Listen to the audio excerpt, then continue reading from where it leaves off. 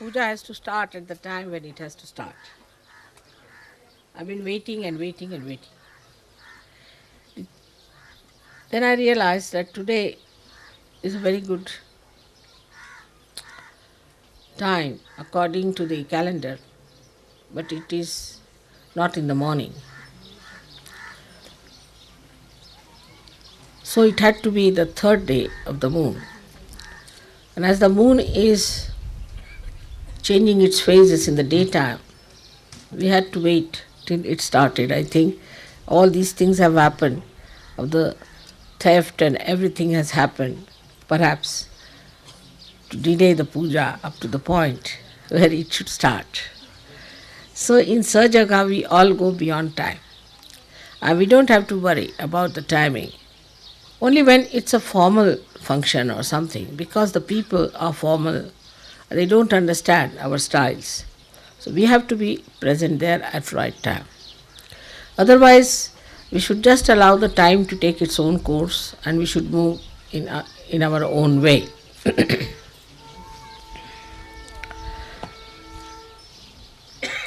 Now for our travel and this tour, we have to realize that we are here to achieve a certain amount of height in our detachment. We have to rise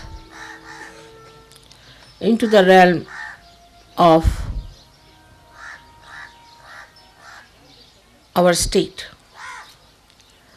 while the circumstances around us, they are surrounding us, and they should not make us unhappy or biased, or we should not react to them.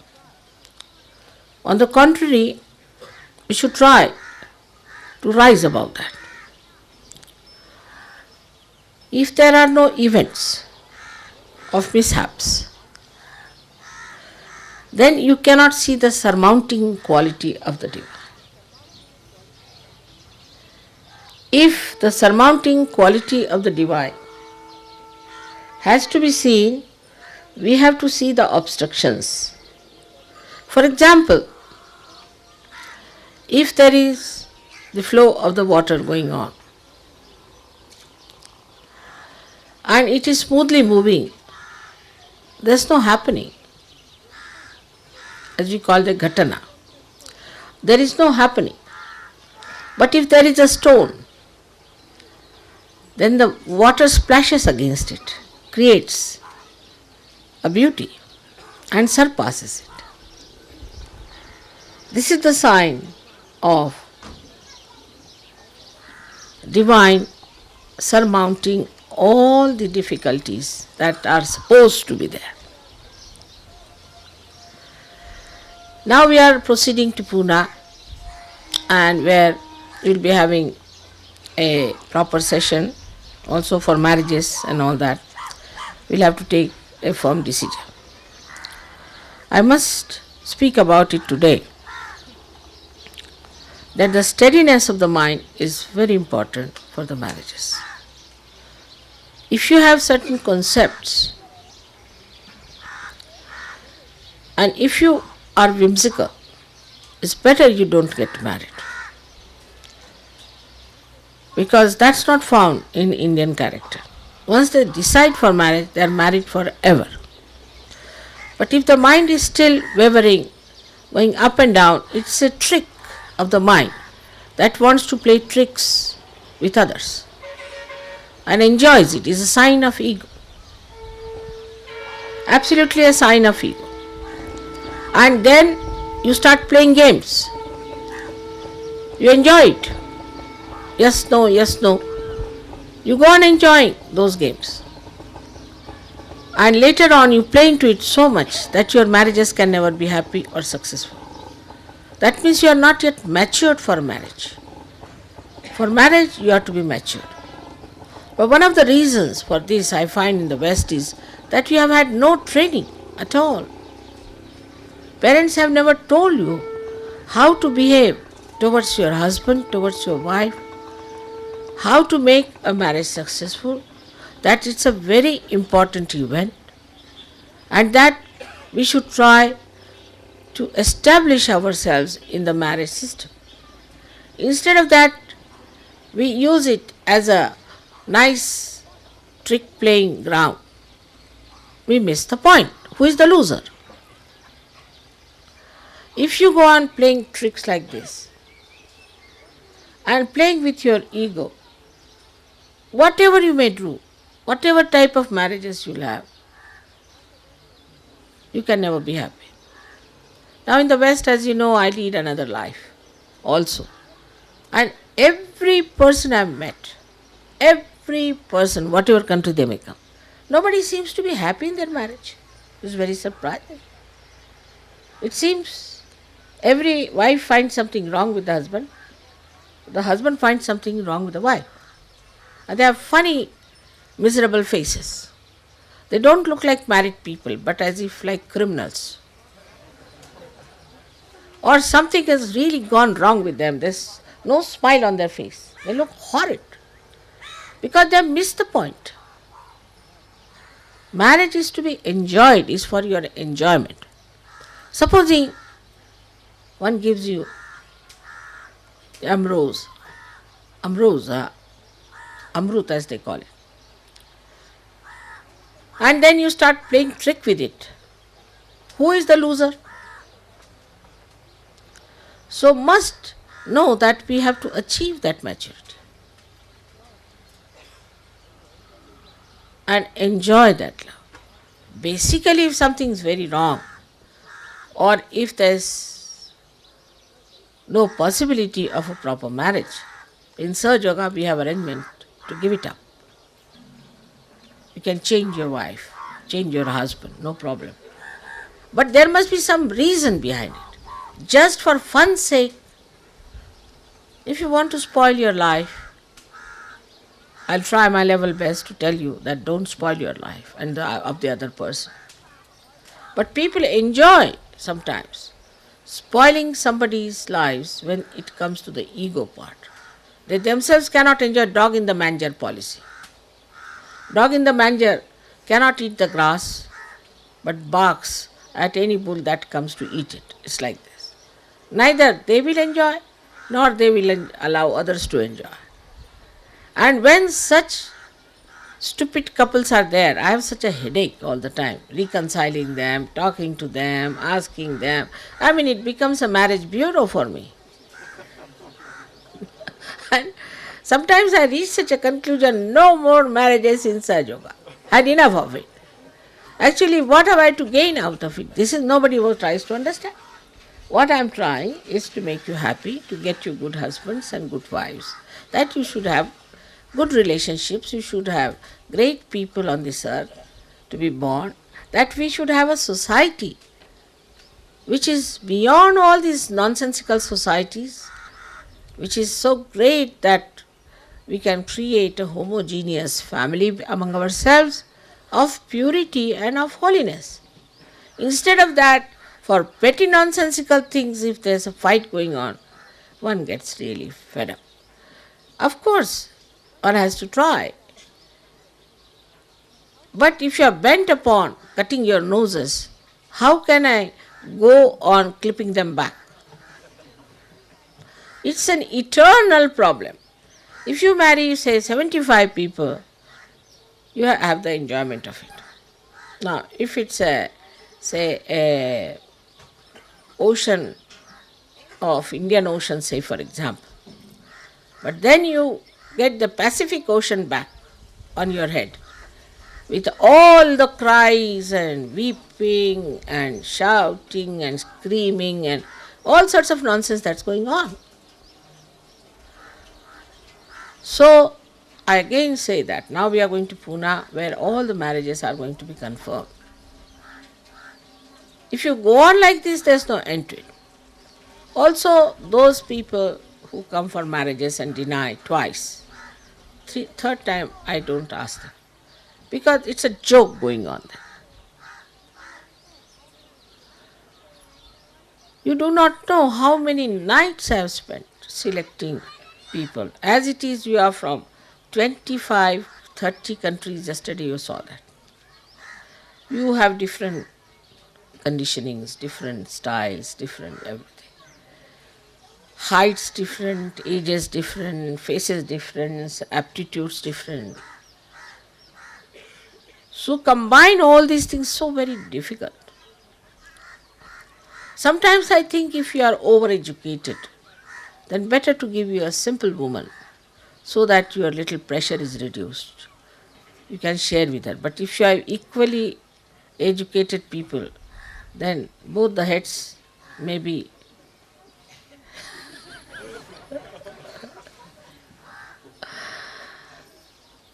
So I have to think of many things and of vibrations. But somehow or other you can defy, and you try to defy it. All right, doesn't matter. But who is the loser is the point. Today I had to speak to you about this because in Sahaj we have to take the way it comes as it comes. Whatever comes in our way, we should take it. We should not sort of say, I have fallen in love. There's nobody falls in love, it rises in love in Sahaj.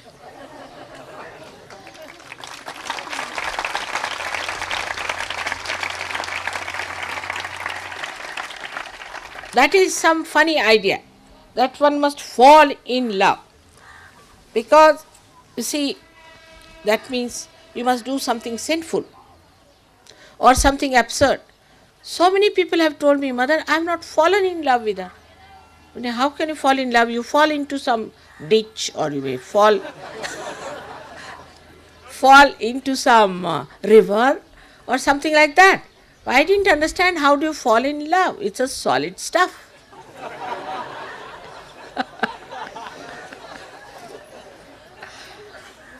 So this absurd idea of falling in love has to be given up. If it means that you have felt the love, or if it means that you have the sensitivity of feeling the love, or something I can understand, I mean little explanatory. But this falling in love business has been going on and on and on. Now I would request you that in Sahaja Yoga we cancel this terminology. So, problems of marriages should not arise in Sahaja. You got chance for 1 month to decide for yourself and to find out for yourself.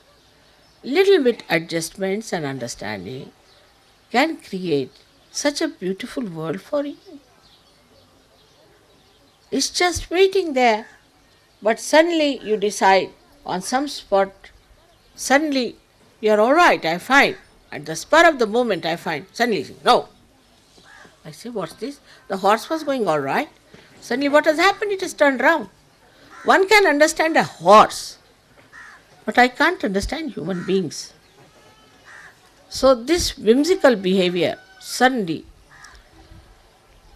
can be very injurious to the growth of Sahaja. Whenever I go to England, there's a list of people from all over the country. This marriage has gone rotten, that has gone rotten, that has gone rotten. While I'm boasting to everyone that Sahaja Yoga marriages never fail. I know it's not true. But whatever I say is a mantra, ultimately it becomes the truth. So time will come when no marriages will fail. But you have to join hands with me and cooperate and should understand how much I have worked hard to bring about these events. And marriages should not make you happy or unhappy, because to marry is not the ultimate in life. But it happens, after marriage people get lost. They don't come to Sahaja Yoga. After that we are enjoying our honeymoon for the last 3 years. Oh, wonderful Sahaja Yogis who are leaders suddenly get lost. That also may be a fall in love, maybe, I don't know. But this kind of nonsense, even if it is 1 or 2, it's such a headache.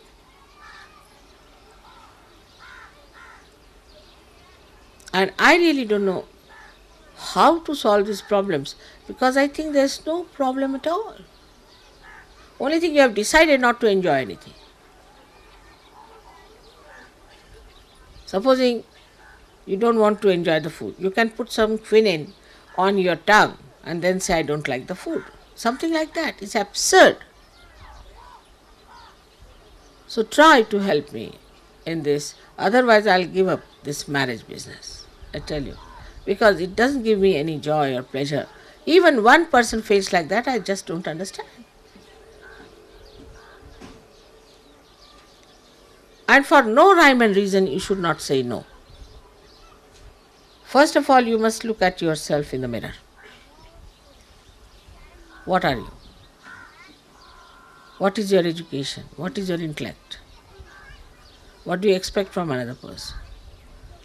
How much money you have got? How much money the other person has got? Whatever you want to see, you can see for yourself. To begin with. Then compare. But the greatest thing, you have to think about how many vibrations you have.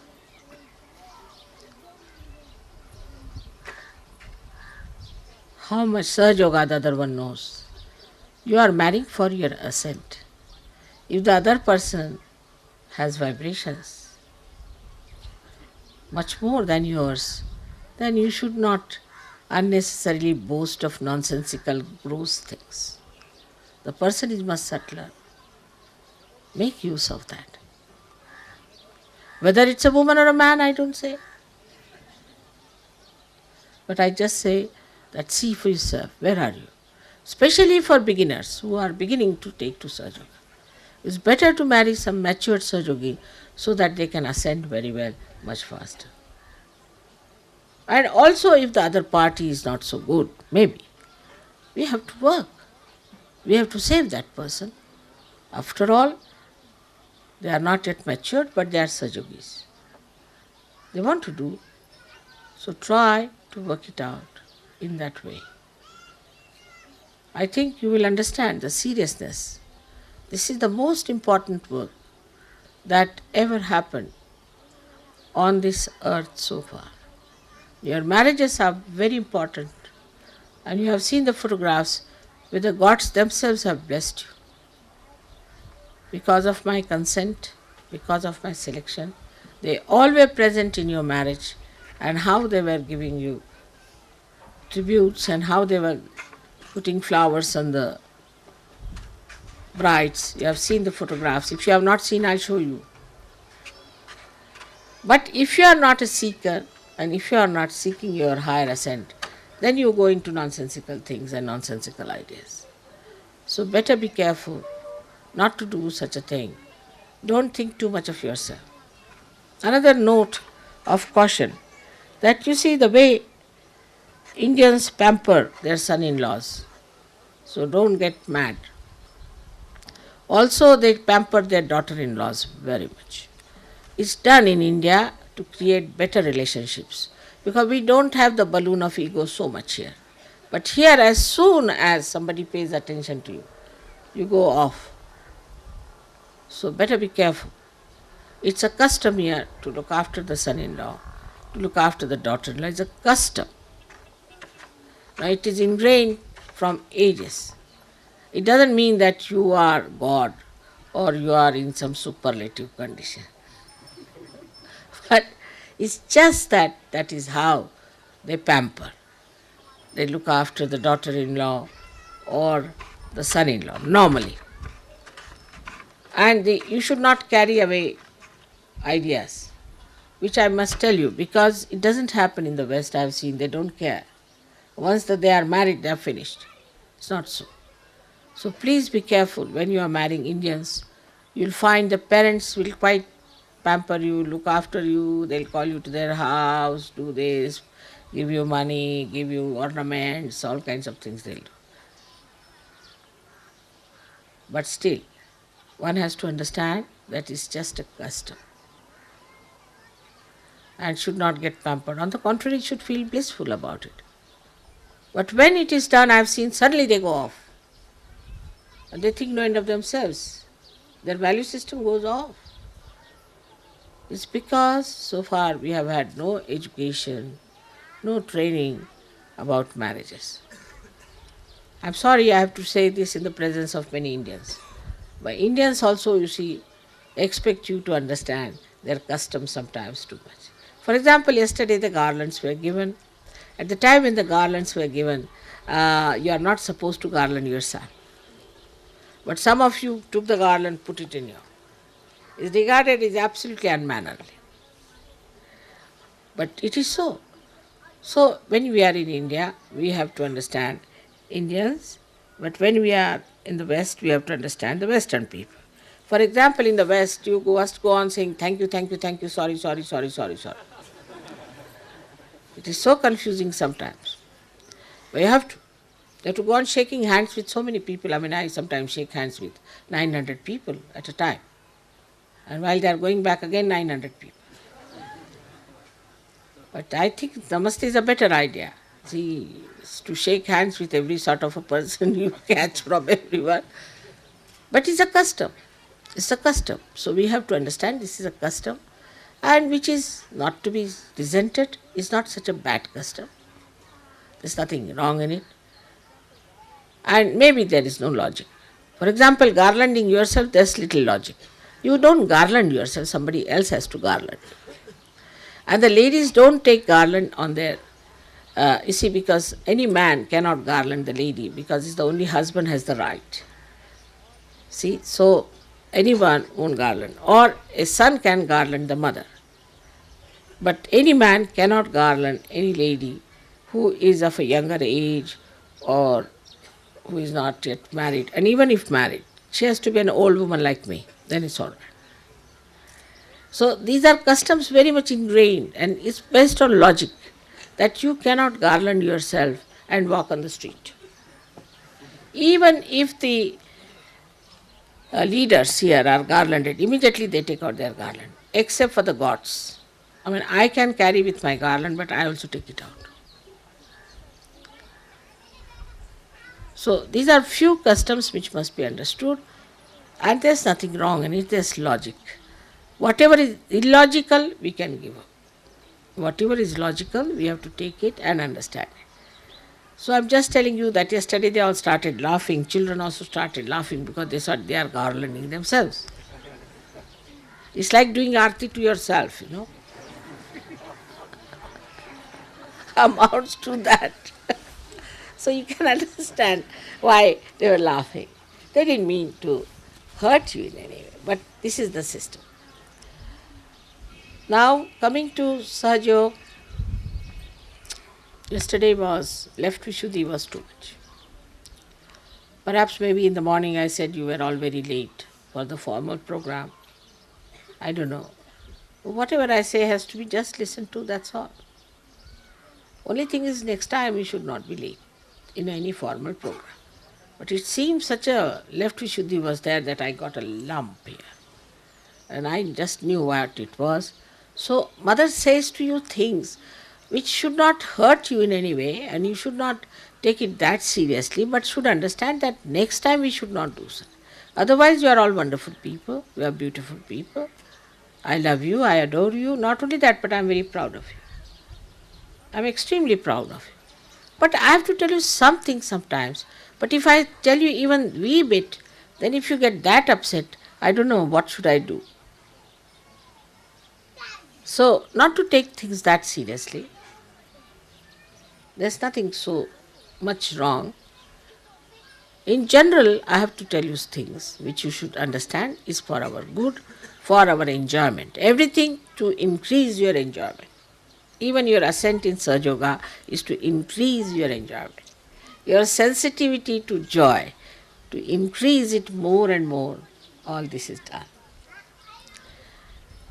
आता आपल्या सहयोगांना सांगायचं म्हणजे असं आहे की ह्या मंडळींपासून आपल्यालाही पुष्कळसं शिकायचं आहे. मी आता यांना सांगितलं की गळ्यात हार स्वतःच्या घालू नका, तर ते काय एवढी मोठी चूक नाही. जरी घातलं तरी काय झालं, त्यांना काय माहीत नव्हतं. पण आपण सहयोगामध्ये काय करतो ते बघितलं पाहिजे. त्यात एक फार मोठी मला चूक दिसून येते, ती अशी की आपल्यामध्ये अजून आपली फॅमिली, आपलं घर, आपली मुलं ह्याचा फार जास्त ताबा आहे. ते बरोबर आहे, आपली मुलं बाळं सांभाळली पाहिजे, त्यांच्याकडे लक्ष दिलं पाहिजे. पण उदारचरितानां वसुधैव कुटुंबकम म्हटलेलं आहे, ते उदार चरित्र कुठे आहे? त्यामुळे आता सगळ्यांचं म्हणे, माताजी इथे आश्रमाला तुम्ही जागा द्या, आश्रम घ्या. हो, पण त्याच्यात राहणार कोण आधी शोधून काढा. पहिल्यांदा आश्रमात राहणारे शोधून काढा आणि त्याच्यानंतर मी आश्रमाला जागा घेते. तर म्हणे, माताजी तुम्ही राहाल म्हणजे मी किती आश्रमात राहणार आहे आणि मलाच आश्रमात घालता का तुम्ही? आणि माझ्यासाठी आश्रम कशाला पाहिजे? मला काय गरज आहे सहयोगाची? मला आश्रमाची काय गरज आहे? मला तर सगळं मिळालंच आहे, मी आहेच ती. तेव्हा म्हणे, माताजी तुमच्या राहण्यासाठी ठीक आहे, व्यवस्था आम्ही करतो. म्हटलं मुळीच करू नका. तुम्ही आधी आश्रमात किती लोक राहणार आधी त्यांची यादी करा, मग मी आश्रमाला पैसे देते. आता दिल्लीला एवढं मोठा आश्रम काढला, त्यासाठी पैसे दिले, सगळं काही झालं. तिथं राहायलाच कोण तयार नाही, पैसे देऊन कोण राहायला तयार? हा प्रकार आहे. म्हणजे असं आहे त्याला कारण की आपल्याला एक सवयी झालेल्या आहेत. त्यातली एक सवय अशी आहे की आपलं घर असलं पाहिजे. मग त्यात पुष्कळ फायदे असतात. बायकोवर ओरडता येतं, जेवणाचं असं पाहिजे, मला हीच भाजी पाहिजे, मला ते नाही पसंत, मग नवऱ्याची पसंत बायको बघत बसते. आता आश्रमात काय सगळ्यांच्यासाठी स्वयंपाक केला तो खायला लागतो. सगळं काय असलं तरी प्रत्येकाला वेगळं वेगळं काही मिळत नाही. तर इथे नवऱ्याची मिजाज कशी चालणार? बरं, बायकोचं सुद्धा की मला ही खोली आवडते, मला हेच आवडतं, माझंच घर असलेलं बरं, माझी मुलं आली म्हणजे त्यांना मी लाडू देणार, दुसरी मुलं आले तर त्यांना मी बोरं देणार. हे कसं चालणार? त्यामुळे होतं काय की आपल्यामध्ये अजून एकत्र कुटुंब पद्धती जी आपली विश्वाची आहे त्याची अजून कल्पना आलेली नाही. आणि ह्या लोकांचं एक बरं झालं एका अर्थाने की ह्यांचे आईवडीलच सुटले नशिबाने. त्यामुळे आता हे नवीनच आपण जे संसार थाटलेला आहे, हेच आपलं घर, हीच आपली आई, हेच आपले वडील असं समजून हे सगळे मिळून मिसळून राहतात.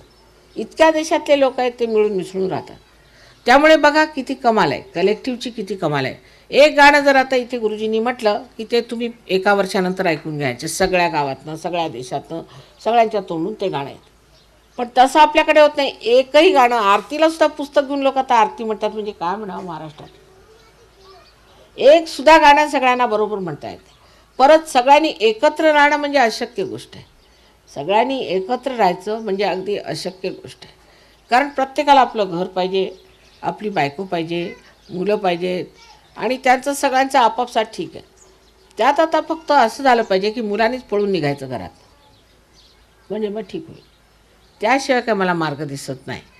आणि म्हणून आपली जी मुलं बाहेरसुद्धा मी लग्न करून पाठवलेली आहेत त्यांच्याबद्दल ही शिकायत आहे की यांना काही घरातलं काम येत नाही, हे राहू शकत नाही, आश्रमातनं पळू बघतात. आता ते इतक्या दिवसापासून घरात राहायची सवय झाल्यामुळे त्या आश्रमाच्या त्या अशा अफाट ह्याच्यात राहणं त्यांना कठीण जातं. त्या सीमित दृष्टीने राहणाऱ्या लोकांना ते कठीण जातं. पण आपण जर सहयोग करायचा आहे तर आपल्याला आश्रमातच राहावं लागणार आहे, हे लक्षात ठेवलं.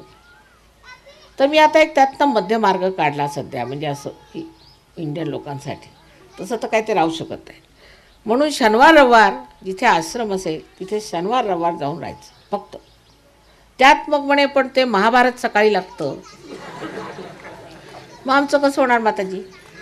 म्हटलं अहो एक टेलिव्हिजन ठेवा आणि महाभारत आहे बघा, तर आणखीन काय करणार? अशा रीतीने काय एवढं मोठं कार्य होणार आहे? अशा येऱ्या गबाळ्यांचे काम नव्हे, त्याला पाहिजेत जातीचे म्हणतात. अहो आम्ही आमच्या वडिलांना आईला पाहिलं, वर्षानुवर्ष जेलमध्ये खिचपत पडले, आम्ही 11 त्यांची मुलं असताना. त्या गांधीजीमध्ये अशी कोणची करामात होती की त्यांनी लोकांना असं देशोधडीला लावून एवढं कार्य करून घेतलं, आणि आमच्यामध्ये काय असं कमी आहे की तुम्ही लोक आमचं काही करत नाही? अशी कोणची गोष्ट आहे? एकच चुकलं आहे, गांधीजींनी सुरुवातीपासूनच त्यांना क्लेश उचलायला सांगितले. सहस्त्राचं पाणी उचलायचं, संडास स्वच्छ करायचं, रस्ते स्वच्छ करायचे, नोकर ठेवायचा नाही. मग ते अंगवळी पडलं त्यांना. आणि जर तुम्हाला यायचंच असलं राष्ट्रकार्याला तर त्याच्यामध्ये सगळा त्याग केला पाहिजे, सगळे त्यागमूर्ती असले पाहिजे. त्यामुळे काय झालं की प्रत्येकाची त्याच्यातच चढावण. सहयोगात उलट आहे, सहयोगामध्ये सगळा आशीर्वादच. आता माताजी सगळं ठीक आहे पण आमच्याकडे कोंबडी मेली, इथपर्यंत आहे सहयोग. म्हणजे ती नाही मेली पाहिजे, इतकं माझ्यावर बंधन की ती कशी मेली? तिने मेली पाहिजे, तेही माताजींनी बघितलं पाहिजे. असं कसं झालं? आम्ही सहयोग करतो, आमच्याकडे कोंबडी कशी मेली, आणि त्याचा माझ्यावर आरोप. तेव्हा सांगायचं असं आहे की सहयोगामध्ये सगळे आशीर्वाद असल्यामुळे जरा सुद्धा कुठे खोच लागूच दिली नाही पाहिजे. खोच तर फार मोठे झाले, जराशी इजा सुद्धा होऊ दिली नाही पाहिजे. सगळं व्यवस्थित झालं पाहिजे. माझ्या मुलाची नोकरी लागली पाहिजे माताजी, मग असं झालं पाहिजे, हे मूल झालं पाहिजे, मुलगी झाली, मुलगाच झालं पाहिजे. म्हणजे मला इतकं काही हात धरलं आहे त्यांनी वेठीवर की तुम्ही सहयोग करता ना, मग हे द्या, देता का नाही.